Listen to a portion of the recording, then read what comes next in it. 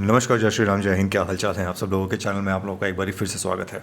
आज का जो ये वीडियो है या तो बहुत ही ज़्यादा क्रांतिकारी होने वाला है या फिर एक बारी फिर से बॉलीवुड के चाटुकार जो लोग हैं उनके द्वारा बहुत सारी गालियाँ दी जाने वाली है, क्योंकि आज मैं फिर से एक बारी एक ऐसे इंसान के बारे में बात करने के लिए आया हूँ जिसको लोग किंग खान कहते हैं, जिसको लोग जो अपने आप से अपने मुंह से ये कहता है इंटरव्यूज़ के अंदर कि I am the last superstar, यानी कि इसके बाद भारतीय सिनेमा के अंदर कोई भी सुपरस्टार मेगा स्टार नहीं होने वाला है।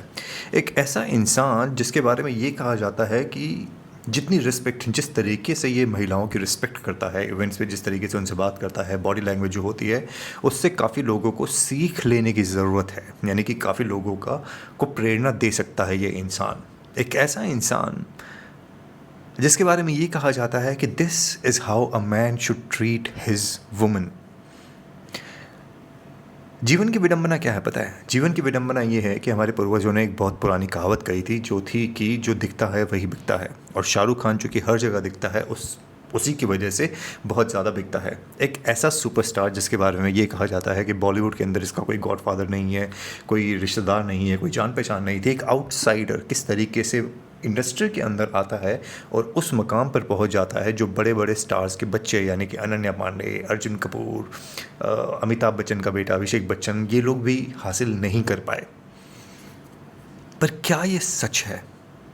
क्या ये जो कहानी आपको बताई जाती है, ये कहानियाँ जो आपको बताई जाती है शाहरुख के बारे में, क्या ये संपूर्ण तरीके से सत्य है, या इसके पीछे भी कोई एक ऐसी कहानी है जो आपको नहीं बताई गई है? क्या इस इंसान का पीआर मैकेनिज़्म इतना ज़्यादा स्ट्रॉन्ग है जो साल के 365 दिनों में दिन के 24 घंटे हफ्ते के 7 दिन इस तरीके से सक्रिय रहता है, जहाँ पे किसी भी तरीके से इसके बारे में कोई भी गलत न्यूज़ आने वाली हो या आ रही हो तो उसको कैसे सप्रेस किया जाए, कैसे आपके दिमाग से निकाला जाए? क्या इसका मैकेनिज़्म उतना ज़्यादा स्ट्रॉन्ग है? इन केस अगर आपको ये शक हो रहा है दिमाग में, if you have doubts about it, तो आंसर मैं दे देता हूँ कि जी हाँ, इसका पीआर मैकेनिज़्म उतना सक्रिय है, जो कि इस वीडियो के अंदर मैं साबित कर दूंगा। इस वीडियो के अंदर मैं बात करने के लिए आया हूँ शाहरुख खान के बारे में। पहले भी मैं शाहरुख खान के ऊपर एक वीडियो बना चुका हूँ, dark secrets of Shahrukh Khan. अगर आपने वो नहीं देखा है, डिस्क्रिप्शन बॉक्स में जाइएगा, उस वीडियो को ज़रूर देखिएगा। बट इस वीडियो के अंदर मैं शाहरुख खान के जीवन के 2 पहलुओं के बारे में बात करने आया हूँ। First is in regards to his wife, and the second in regards to his propaganda and the kind of heritage that he has. साथ ही साथ ये भी बताने की कोशिश करूँगा कि आखिरकार शाहरुख खान ऑपरेशन सिंदूर के ऊपर चुप क्यों था। जब लोग आईपीएल के स्टार्स को, क्रिकेटर्स को गाली दे रहे थे कि वो आईपीएल खेल रहे हैं पहलगाम अटैक के बाद, उस समय शाहरुख खान मेट गाला में जाके तुझे देखा तो ये जाना सनम कर रहा था। बट वहाँ भी भाई साहब की बेइज्जती हो गई। ये छोटा सा वीडियो देख लीजिए किस तरीके से शाहरुख खान को अपने आप को इंट्रोड्यूस करना पड़ा मेट गाला पे, ये कहने के बाद कि he was the first Indian male actor to grace the red carpet. उसके बाद आपको शाहरुख खान की दर्द भरी कहानी बताना शुरू करता हूँ। Hi, I'm good, thank you. Thank you so much. I'm Shahrukh. I'm Shahrukh. I'm Shahrukh. I'm Shahrukh. I'm Shahrukh. I'm Shahrukh. I'm Shahrukh. तो जैसे कि मैंने आपको कहा था कि इस वीडियो के 2 पहलू हैं, जहाँ पे पहले पहलू में हम बात करने की कोशिश करेंगे शाहरुख खान की फैमिली के बारे में, बीवी से रिलेटेड, और उसके बाद इसकी फैमिली जो हेरिटेज वाली फैमिली है, इंसेस्टर्स है, उनके बारे में बात करेंगे। तो पहले गौरी के बारे में बात कर लेते हैं और किस तरीके से शाहरुख खान की जीवन की वो विडंबना जो गौरी ने सॉल्व करी थी उसके बारे में बताऊँगा। अब सवाल यह है सबसे पहले कि शाहरुख खान और गौरी की मुलाकात कहाँ से हुई, मुलाकात कैसे हुई? तो शाहरुख खान की जब गौरी से मुलाकात हुई उस समय शाहरुख खान एक 18 साल का दिल्ली का लौंडा हुआ करता था और गौरी जो है एक बुर्के में छुपी हुई और प्रोबेबली नहीं, एक 14 साल की छोटी सी बच्ची हुआ करती थी, एक उभरती कली। इन दोनों की मुलाकात हुई थी एक पार्टी में, और पार्टी में शाहरुख खान गौरी को देखकर अपना दिल दे बैठे थे। जाके उनसे डांस की रिक्वेस्ट करते हैं कि may I have a dance with you senorita. Senorita ने मना कर दिया कि अपनी शक्ल देखी है आईने में। ये कहते हुए और प्रोबेबली ये ना कहते हुए उन्होंने उस डांस रिक्वेस्ट को मना कर दिया। शाहरुख खान में कोई भी इंटरेस्ट गौरी को ऐसा नहीं आया था और गौरी ने सीधे ये कहा था, sorry brother, I have a boyfriend. ये कहकर उस डांस रिक्वेस्ट को उससे पल्ला झाड़ दिया गया था। पर शाहरुख खान, जैसे कि गोविंदा ने एक फ़िल्म में कहा था कि ये वो बला थी गौरी की ज़िंदगी के अंदर जो बुढ़ापे की तरह आई थी, यानी कि एक बारी आ गई है तो आने ही वाली थी, आने ही वाली थी, रुकने नहीं वाली थी। यहाँ तक कि शाहरुख खान ने तो दोस्ती के चक्कर में गौरी से नज़दीकियाँ बनाने के लिए, साथ में घूमने फिरने के लिए यहाँ तक कह दिया था कि तुम मुझे अपना भाई ही समझो।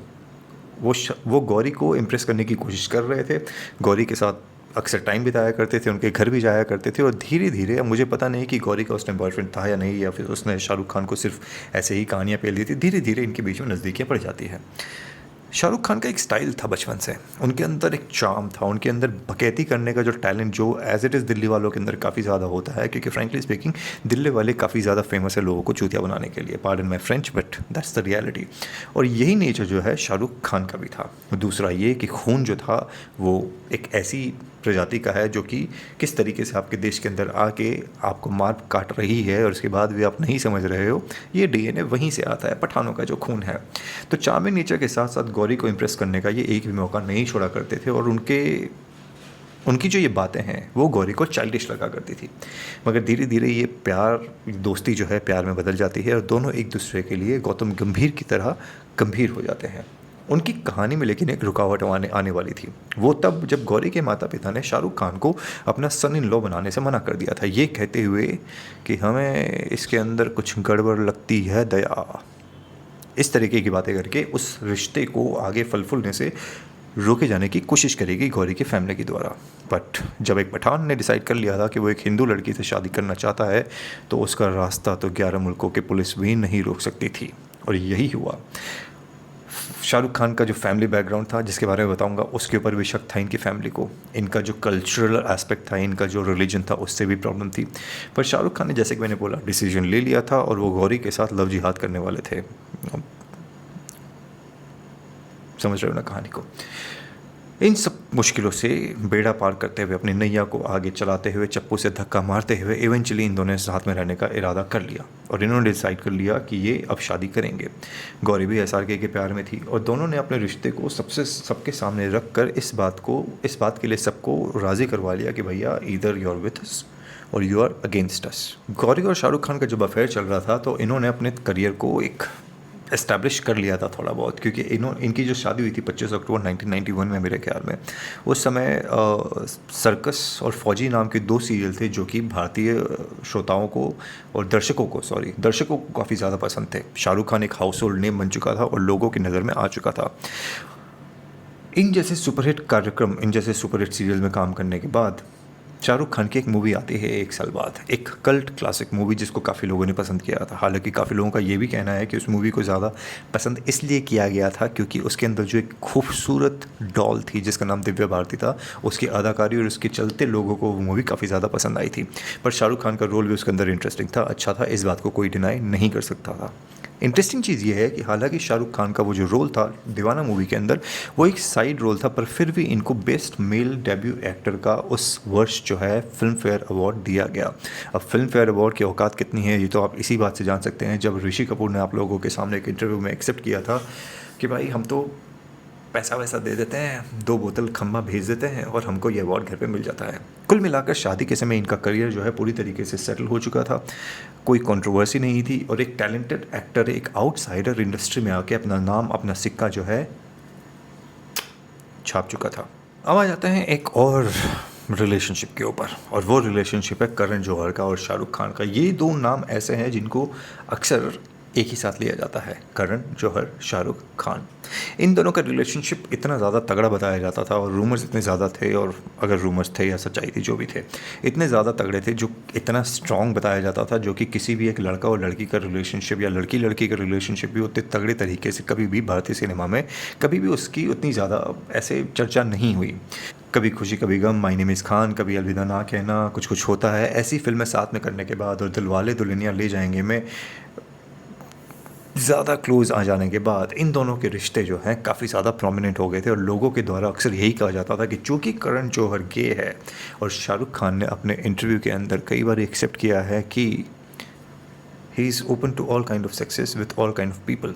बेसिकली शाहरुख खान ने अपने मुंह से इस बात को एक्सेप्ट किया है डायरेक्टली और इनडायरेक्टली कि ही इज़ अ बाइसेक्सुअल, और वो बाइसेक्सुअलिटी जो है इन्होंने करण जौहर के साथ काफ़ी ज़्यादा एक्सप्लोर करी थी, और यही वो जो चीज़ है करण जौहर के साथ जो प्रॉक्सिमिटी थी वो आगे जाके प्रियंका चोपड़ा के लिए प्रॉब्लम बनने वाली थी, जिसके बारे में आप लोगों को बताऊंगा मैं। पर फिलहाल इसी के ऊपर रहते हैं। इन दोनों का जो फिजिकल रिलेशनशिप है उसके बारे में ये कहा जाता है, काफ़ी लोग ऐसे अफवाह मान के उड़ा देते हैं कि नहीं यार ऐसा कुछ भी नहीं है, पर करण जौहर की जो हिस्ट्री रही है सिद्धार्थ के साथ भी और डेविड धवन के बेटे के साथ भी, उसके बाद इस बात की तो पुष्टि होती है कि इस रिश्ते में कहीं तो कोई चमक थी मेरे भाई।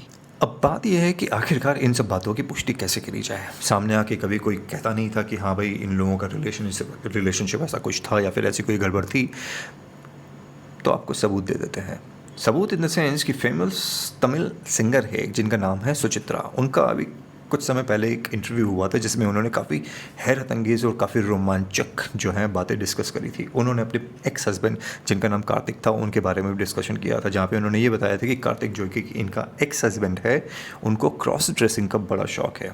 इन केस अगर आपको पता नहीं है तो बता दो कि क्रॉस ड्रेसिंग उसको कहा जाता है जहाँ पे एक लड़की या तो लड़का बनने की कोशिश करती है या फिर लड़का एक लड़की के कपड़े पहन के अपने आप को महिला दिखाने की कोशिश करता है, क्योंकि उसके अंदर वो फेमिनाइन जो है इमोशंस होते हैं, हार्मोन्स जो हैं वो ज़्यादा स्ट्रॉन्ग होते हैं। कार्तिक जो है उन्होंने अजय देवगन के साथ एक मूवी करी थी जिसका नाम था युवा। युवा के अंदर अजय देवगन को उन्होंने अपने इस शौक के बारे में बताया था। इस शौक के बारे में जब अजय देवगन को बताया गया तो अजय देवगन ने, जो कि वो इतने अच्छे इंसान थे और चाहते थे कि काजोल से किसी तरीके से शाहरुख खान से उसकी दूरी बनाई जाए, तो उन्होंने कार्तिक को ये कहा कि आप शाहरुख से और करण जौहर से क्यों नहीं मिलते, क्योंकि इन्हें भी क्रॉस ड्रेसिंग का शौक है। सुचित्रा ने इस बात की भी पुष्टि करी कि एक लंदन के किसी मूवी के शूटिंग के टाइम पे ये लोग लंदन गए थे, वहाँ पे एक ही होटल के रूम के अंदर तीनों ने क्रॉस ड्रेसिंग करी थी, यानी महिलाओं के कपड़े पहने थे। शुरुआत करण जौहर और शाहरुख खान ने करी थी और कार्तिक जब उस रूम के अंदर पहुँचे, उन्होंने ये माहौल देखा वहाँ पे, तो उन्होंने भी उन कपड़ों को पहन के सॉरी दैया गोला बना ले इस तरीके की हरकत करने की कोशिश करी थी। और उसके बाद वहाँ से निकलकर ये लोग गे बार्स गए थे, काफ़ी ज़्यादा गे बार बोले तो समलैंगिक बार्स जो होते हैं जहाँ पे गे कम्युनिटी LGBTQ और she them they her theirs 10 तरीके के प्रोनाउंस जो हैं, 50,000 तरीके के प्रोनाउंस वाले लोग जो होते हैं वो वहाँ पे उपस्थित होते हैं। और वहाँ पे डांस करने के बाद डांस फ्लोर पे ही, और डांस फ्लोर के बाद बिस्तर में किस तरीके का डांस किया जाता है इसकी आप सिर्फ परिकल्पना कर सकते हैं। तो एक काम करिए, 10 सेकंड के लिए अपनी आंखों को बंद करिए और इमेजिन करिए करण जौहर, कार्तिक और शाहरुख खान एक ही बिस्तर में क्रॉस ड्रेसिंग वाले कपड़े पहने हुए किस तरीके का डांस कर रहे थे। Next 10 seconds are all about visualisations. Hariom छी गंदी तस्वीरें मेरे दिमाग के अंदर आने लगी। आई कांट इवन इमेजिन, उल्टी अगर हो गई यहाँ पे तो संभाल लेना ठाकुर। पर आप कैसे संभालोगे, स्क्रीन को साफ कैसे करोगे। जोक्स अपार्ट, सुचित्रा जी का ये भी कहना था कि करण जौहर और ये शाहरुख खान जो है अक्सर फॉरेन ट्रिप्स पे जाया करते थे और ये सारा का सारा कांड जो है अक्सर काफ़ी ज़्यादा रेगुलर हुआ करता था। सुचित्रा जी ने एक और चीज़ की पुष्टि करी और एक और चीज़ का खुलासा किया, वो ये कि 2011 के अंदर SRK और प्रियंका डॉन की शूटिंग कर रहे थे, मेरे ख्याल में लंदन में कहीं पर, और इसी बीच इन दोनों के बीच में नज़दीकियाँ काफ़ी बढ़ जाती है। शाहरुख खान जिसको अभी तक सिर्फ अपनी बीवी से प्यार था और जिसके बारे में ये कहा जाता था कि if someone has to treat their women this is how they should be treating, उसकी अचानक से प्रियंका चोपड़ा के साथ नज़दीकियाँ बढ़ने लगी थी। आपको ये भी बता दो कि प्रियंका चोपड़ा का जो सेलिब्रिटी क्रश था वो भी शाहरुख खान के ऊपर काफ़ी ज़्यादा तगड़ा था। तो जब पलट के उसको प्रियंका चोपड़ा को अपने इमोशंस के रेसिप्रोकेटिव फीलिंग्स जो हैं वो शाहरुख की तरफ से दिखाई जाने लगी, तो प्रियंका ने कहा गले लग जा।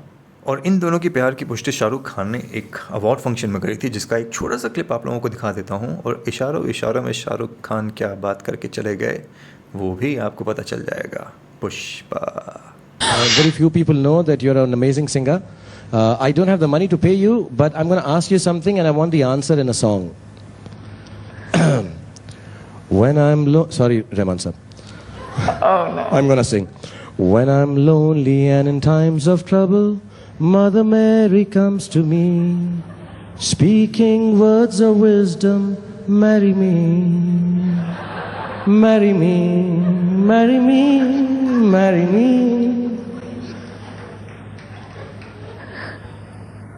Now tell us what you're worth, sweetheart. इस सवाल का जवाब गाने में नहीं, वर्ड्स में भी नहीं होगा। तो make a vulgar expression with your lip. अब चक्कर यह है कि प्रियंका चोपड़ा को अपने सेलिब्रिटी क्रश से रिएक्शन तो मिलने लगा था, पर ये जो चीज़ है उनके जीवन की सबसे बड़ी गलती साबित होने वाली थी। क्यों? क्योंकि शाहरुख खान के पीछे 2 बीवियां खड़ी थी जो कि नहीं चाहती थी कि तीसरी बीवी शाहरुख खान की ज़िंदगी में आए। पहली गौरी और दूसरी करण जौहर। प्रियंका चोपड़ा ने अपने इंटरव्यूज़ में खुद बताया है कि बॉलीवुड के अंदर इनका जीना दुर्भर कर दिया गया था, मूवीज़ से इनको बॉयकॉट करना शुरू कर दिया गया था, और इतनी सफल मूवीज़ देने के बावजूद भी कोई भी इनसे काम नहीं करना चाहता था। उसके पीछे 2 औरतें, गौरी और करण और गौरी। करण जौहर मेड श्योर कि कोई भी बड़ा डायरेक्टर प्रियंका चोपड़ा के साथ काम करे, and Gauri Khan made sure कि बैकग्राउंड में किसी भी ब्रांड के साथ प्रियंका चोपड़ा को काम करने का मौका ना मिले। हर पैसे वाली फैमिली का इतना रुतबा, इतनी पहुंच होती है, स्पेशली अगर उसका नाम शाहरुख खान और यश राज प्रोडक्शन का जो कपूत या फिर कुपुत्री है, जो भी है वो, मुझे पता नहीं करण जौहर क्या है, because I am still confuse about what his gender और व्हाट हिज प्रोनाउंस आर। तो इनके द्वारा प्रियंका चोपड़ा के करियर को ख़त्म किया गया, और यही वो वजह है जहाँ पे प्रियंका चोपड़ा को बॉलीवुड छोड़ के अपने से 12 साल बड़े एक इंसान के साथ, सॉरी उल्टा बोल दिया मैंने, अपने से छोटी उम्र के लड़के के साथ शादी करना पड़ा, जस्ट टू मेक श्योर कि इनका जो स्टैंडर्ड ऑफ लिविंग है उसमें किसी भी तरीके से कमी ना आए। जो लोग शाहरुख खान के नाम पे मुझे यहाँ पे गाली देने के लिए आने वाले हैं और उसके हर तरीके के चीज़ों को जस्टिफाई करने के लिए आने वाले हैं, अगर मैं आपको ये भी बताऊं कि एक इंटरव्यू में प्रीति जिंटा को उन्होंने ये भी कह दिया था मजाक में कि I can make you pregnant. अब कई लोग शाहरुख खान के बारे में ये कह सकते हैं कि भाई ये तो मजाकिया है, विटी है, दिस इज सरकाज़म, तुमको क्या पता, he is an entertainer, charming person. तो एक काम करते हैं भाई, हम भी आपकी बहनों को कह देते हैं आके I can make you pregnant, और बोल दूंगा भाई this is my nature, I am witty. और अगर आपको यकीन नहीं होता तो हाथ ऐसे करके भी खड़ा हो जाऊंगा और कह दूंगा कि I want to make your sister pregnant. Let's see Shahrukh Khan की चाटने वाले और यहाँ पे गाली देने के लिए आने वाले बॉलीवुड के चाटुकार, देश के जयचंद नहीं बोलना चाहता मैं क्योंकि जयचंद नाम के ऊपर काफ़ी ज़्यादा कंट्रोवर्सी चल रही है, भी उसके बारे में थोड़ा अच्छे से रिसर्च करना पड़ेगा, बट देश के हमारे कपूत या फिर शाहरुख खान के नाजायज़ सपूत, वो जो गाली देने के लिए यहाँ पे आने वाले हैं, उसी भाषा में जवाब दिया जाएगा, अनलेस और until you tell me it's okay to tell from my side to your sister I want to make you pregnant. If not then Shahrukh Khan ने जो प्रीति जिंटा को बोला वो भी गलत था मित्रों।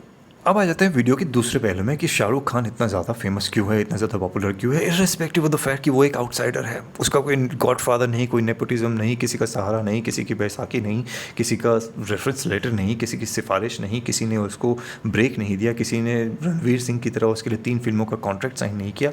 तो आखिरकार शाहरुख खान इतना फेमस क्यों है? गरीब, शाहरुख खान गरीब है।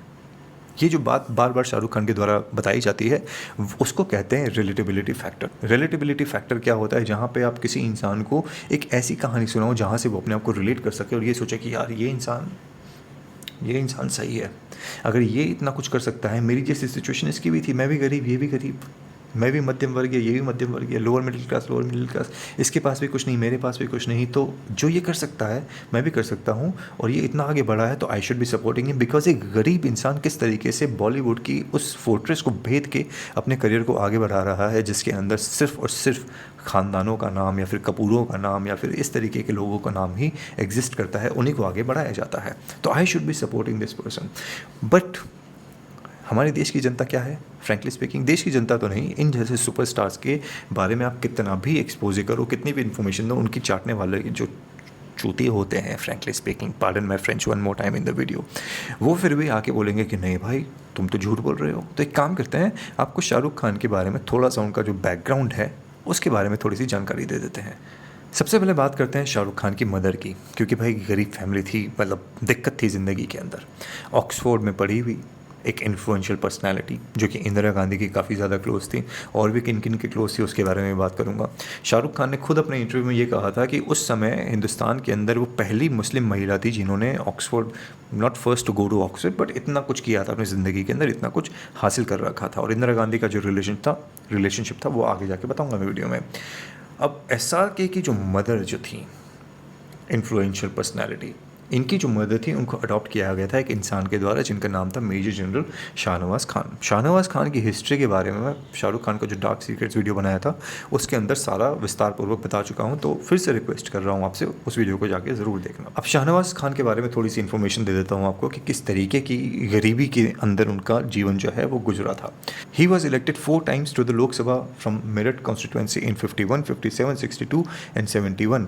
और इनका पॉलिटिकल करियर के ऊपर, इनके प्रोफाइल्स के ऊपर अगर आप नज़र डालें, जो कि आपकी स्क्रीन के ऊपर मैंने स्क्रीनशॉट शेयर कर रखा है, तो parliamentary secretary and deputy minister of railway and transport थे 11 साल के लिए, 52 से 56 और फिर 57 से 64 के बीच में। Minister of food and agriculture रह चुके 65 के अंदर। Minister of labour and employment and rehabilitation 66 के अंदर। Minister of steel and mines and minister of petroleum and chemical industries 71 से 73। Minister of agriculture and irrigation 74 से 75। Minister of agriculture and irrigation 75 से 77। Chairman of national seeds corporation limited, chairman of food corporation of India. भाई अगर इतने profile, इतनी बारी नेता, minister और संतरी बनने के बाद भी अगर कोई गरीबी में रहा तो भाई हमको ऐसी ही गरीबी चाहिए। हमारी वाली गरीबी आप ले लो, अपनी वाली गरीबी हमारे नाम कर दो, क्योंकि हमारे यहाँ तो भाई क्या ही बताएं किस तरीके की दिक्कत चल रही है। अब शाहरुख खान ने अपने एक इंटरव्यू में एक और अपनी गरीबी का थोड़ा सा सबूत दिया था कि मैं जो चाहता था वो मुझे मिल जाता था। मैं सिर्फ एक बारी कुछ कहता था कि मुझे ये चाहिए और वो मिल जाता था। यही बचपने की हट के अंदर उन्होंने एक बार अपनी अम्मी को कहा, अम्मी I want a new car, मेरे को एक गाड़ी चाहिए। तो आपको लगा कि 6 महीने लगे होंगे, क्योंकि भाई हमने जब अपने पिताजी से बाइक मांगी थी पहली बार ज़िंदगी में, मजाक नहीं कर रहा, 8 से 10 महीने लगे थे उस बाइक को आने में। ठीक है, बार बार इतनी जी हजूरी करनी पड़ी थी। इवेंचुअली कोप भवन में जाके अपना रौद्र रूप दिखाना पड़ा था, तब जाके पिताजी थोड़े ऐसे, उनके मन में वो ग्लानी वाली फीलिंग्स आई और उसके बाद उन्होंने हमें कि ठीक है भाई अब तो दे दो, अब तो दिलानी पड़ेगी। तो शाहरुख खान ने भी गाड़ी की डिमांड रखी और शाहरुख खान के लिए एक रात के बाद यानी अगले दिन घर के बाहर एक नई नवेली गाड़ी खरीदी।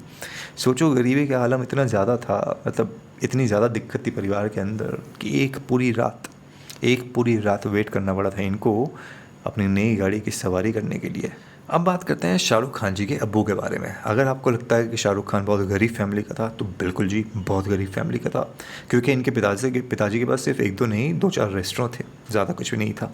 एक फर्नीचर का एक बिज़नेस था गुड़गांव में, वहाँ पे इनके टेम्पो वेम्पो भी चला करते थे। और जो नेशनल स्कूल ऑफ ड्रामा है जहाँ पे काफ़ी सारे लोग आते हैं अपने करियर को बनाने के लिए, वहाँ पे इनकी एक मेस भी चला करती थी। तो ज़्यादा कमाई वमाई कुछ हुआ नहीं करती थी। ये इतने से धंधों से क्या ही कमाई हो सकती है, अपने आप को गरीब ही बोलेगा ना इंसान तो। जो अब सबसे महत्वपूर्ण सवाल यह है कि इतनी चीज़ें होने के बावजूद भी आखिरकार शाहरुख खान अपने आप को मैं गरीब परिवार से था ऐसा क्यों कहता था, क्या कहता है। जैसे मैंने आपको बताया, रिलेटिबिलिटी फैक्टर, यहाँ पे ऑडियंस इनको सिंपैथी देती है, इनके साथ एम्पैथी करती है, अपने आप को उनसे जुड़ा हुआ मानती है। And that is the reason why public इनको डिफेंड करने के लिए हमेशा तैयार रहती है। That is the reason why कि बिहार यूपी से निकल के लोग, बच्चे जो हैं, ट्रेनें पकड़ के रात के 2-2 बजे पहुँच जाते हैं मन्नत के बाहर, और वहाँ पे 5, 6, 7 बजे होने का वेट करते हैं कि शाहरुख खान आएगा, एक बारी हाथ हिलाएगा और ये वहाँ से दूर से सेल्फ़ी खींच के चले जाएंगे। फ्रैंकली स्पीकिंग, उस सेल्फ़ी को देख के उसको खींच के क्या मिलता है मुझे पता नहीं है, क्योंकि अगर आपको किसी सुपरस्टार के साथ फ़ोटो चाहिए जो आपकी ज़िंदगी में कुछ हेल्प भी करने वाली हो, तो why not click a photo with Urvashi Rautela. At least अगर आप मास्टरबेशन करते हुए चरम सुख की प्राप्ति करना चाहोगे तो देखने के लिए कोई खूबसूरत चेहरा तो होगा। पूनम पांडे के साथ फ़ोटो खींचो, शाहरुख खान के साथ फ़ोटो खिंचवा के क्या होगा।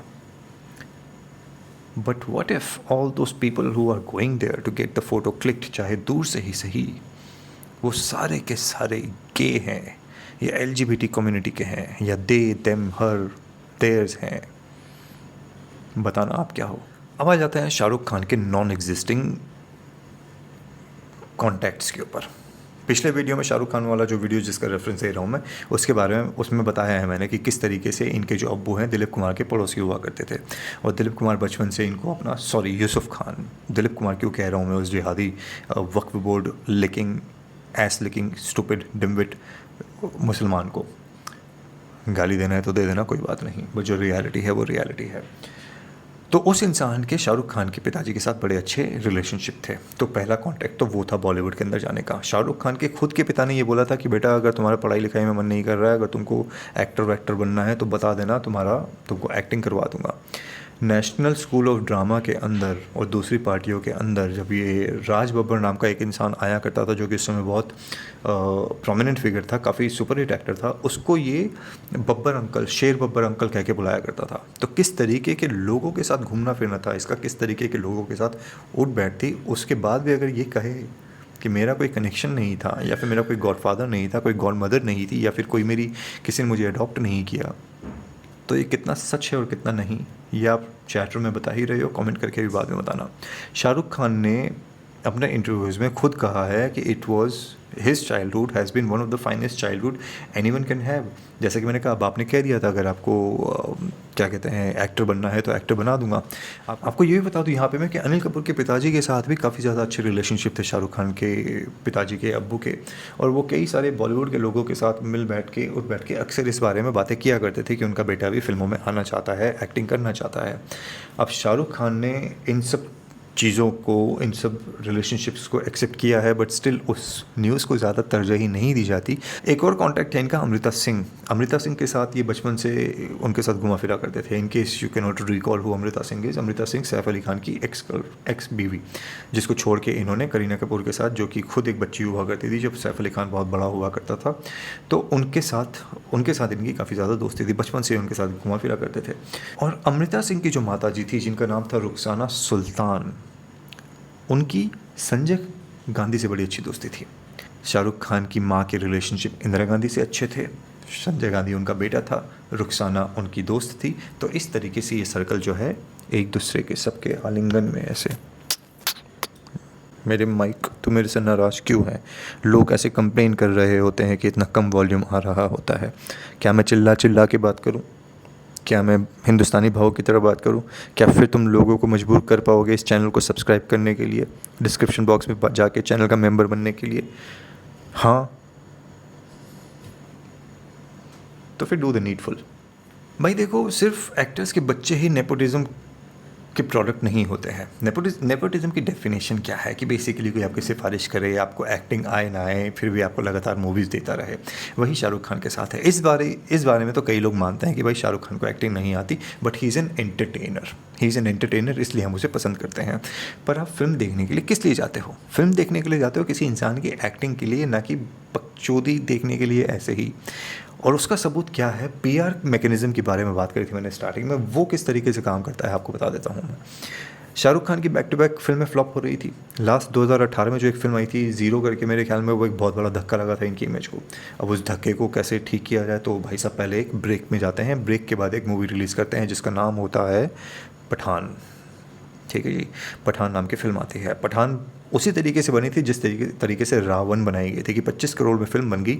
एडिट होने के बाद देखा तो समझ में आया कि ये क्या बना दिया, तो 100 करोड़ उसके प्रमोशन में लगा दिया और उसकी ब्लैक मार्केटिंग में लगा दी। ब्लैक मार्केटिंग कैसे, वो भी बता देता हूँ आप लोगों को। तो इस तरीके से 125 करोड़ की वो फिल्म बनी थी। यही हाल पठान का भी हुआ। पठान जब थिएटर में आई तो थिएटर्स खाली जा रहे थे, लोग फ़ोटोज़ शेयर कर रहे थे कि थिएटर खाली पड़ा है, फिल्म फ्लॉप हो गई है। पर अचानक से खबरें आनी शुरू हो गई प्रेस में, मीडिया में, और ये कि 1000 करोड़ कमा लिए।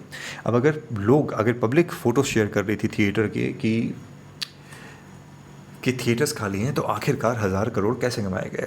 उसको कहा जाता है black marketing. Black marketing in the sense कि इनके जो कॉर्पोरेट हाउसेज होते हैं, इनकी जो पीआर मैकेनिज्म्स होते हैं, जो फ़ैन क्लब्स होते हैं, ये बेसिकली बल्क बुकिंग करा देते हैं थिएटर्स की। अब फिल्म कोई देखने जाए या ना जाए, टिकट तो बिक गई, तो वो टिकट जो है इनके ही द्वारा, इनके ही प्रोड्यूसर्स और ब्लैक मनी अंडरवर्ल्ड के द्वारा जो है ये सब खरीदे जाते हैं और उन पैसों को वाइट किया जाता है। तो ये सारा का सारा सर्कल है, जिसके बारे में विस्तार पूर्वक मैं पहले एक वीडियो बना चुका हूँ कि किस तरीके से हवाले का पैसा बॉलीवुड के द्वारा फ्लॉप फिल्मों में स्पेसिफिकली किस तरीके से वाइट किया जाता है।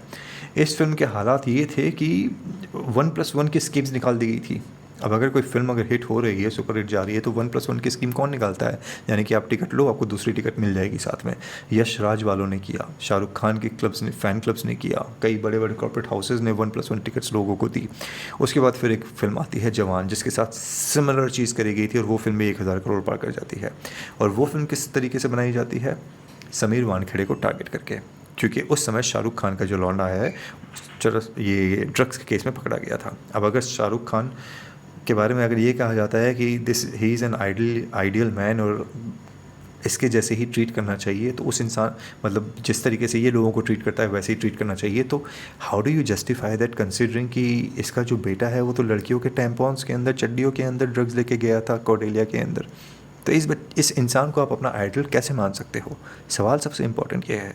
जैसे मैंने आपको बताया, अपनी फ़िल्मों को हिट साबित कराने के लिए 1+1 की स्कीम्स निकालना, पूरी की पूरी कॉर्पोरेट हाउसेस के थ्रू थिएटर की बुकिंग कर देना, टिकट्स खरीद लेना, ये प्रोपोगेंडा जो है चलाया जाता है इनकी टीम के द्वारा। जो मैंने बताया 24 घंटे 7 दिन 365 दिन ये मैकेनिज़्म काम कर रहा है होता है, और शाहरुख खान की कोई भी कंट्रोवर्शियल न्यूज़ आपके सामने नहीं आने देता है, जस्ट टू मेक श्योर कि गरीब घर का लड़का इतना आगे चला गया, एक दिन हमारा भी आएगा। एनीवेज, मैं ये नहीं कहता कि शाहरुख खान देखो कोई मतलब स्टार है, सुपरस्टार है, ये अलग बात है, मेट गाला में लोग इनको नहीं पहचानते, that's a different thing, but उस चीज़ को ज़्यादा रीड मत करो। क्रक्स ऑफ द स्टोरी ये है कि एक पीआर है जो इनको बेचता है, और एक आप हो जो इनको ख़रीदते हो। फ्रैंकली स्पीकिंग, जो लोग यहाँ पे गाली देने के लिए आएंगे, सिर्फ एक चीज़ पूछना चाहता हूँ आप लोगों से, आखिर ऐसी कौन सी चीज़ है? क्या ये आपका घर चलाता है? क्या ये आपके किसी ट्वीट का रिप्लाई करता है? क्या आप कोई फ़ोटो शेयर करते हो तो क्या ये रीशेयर करता है? क्या कभी आपको डीएम मारता है? जब ये आपकी ज़िंदगी में कुछ भी नहीं हिलाता एक्सेप्ट फॉर द फैक्ट कि आप एक दूसरे, स्पेसिफिकली एक हिंदू से आप झगड़ा करने के लिए आ जाते हो, एक ऐसे जिहादी के बारे में उसको डिफेंड करने के लिए जिसने पहलगाम के बारे में एक शब्द अपने मुँह से नहीं बोला, जिसने एक बार भी ये नहीं बोला कि पाकिस्तान को जो ठोका सही ठोका, जिसने एक बार भी भारतीय सेना के साथ में खड़े होने के लिए कोई भी स्टेटमेंट नहीं दिया। ऑल आइज़ ऑन राफा तो कर दिया आपके बॉलीवुड ने, एक बार भी ऑल आइज़ ऑन हिंदू, चाहे वो पाकिस्तान में हो, चाहे अफ़गानिस्तान में हो, चाहे ख़ुद हिंदुस्तान में हो, उसके बारे में कभी भी ऑल आइज़ ऑन हिंदू नहीं लिखा। उनको डिफेंड करके आखिर आपको मिलता क्या है? अगर सांडे का तेल मिलता है लुब्रिकेशन के लिए, तो वो तो सड़क पे 20 रुपये की बॉटल मिल जाती है। Why fight with a fellow Indian like me? Comment करके ज़रूर बताना। और अगर यहाँ तक आप लोगों ने वीडियो देखा है तो चैनल को सब्सक्राइब करके ज़रूर जाना। डिस्क्रिप्शन बॉक्स में चैनल का मेंबर बन के फाइनेंशियली सपोर्ट कर सकते हो। और सुभाष चंद्र बोस का फॉलोअर हूँ, जैसी भाषा में लिखोगे पलट के जवाब दिए जाएंगे। जय श्री राम लिखोगे तो जय श्री राम लिखूँगा, गालियाँ दोगे तो पलट के गालियाँ दूँगा। पर फिलहाल आज समय देने के लिए धन्यवाद। अगले वीडियो में जल्द मुलाकात होगी। जय श्री राम, हर हर महादेव।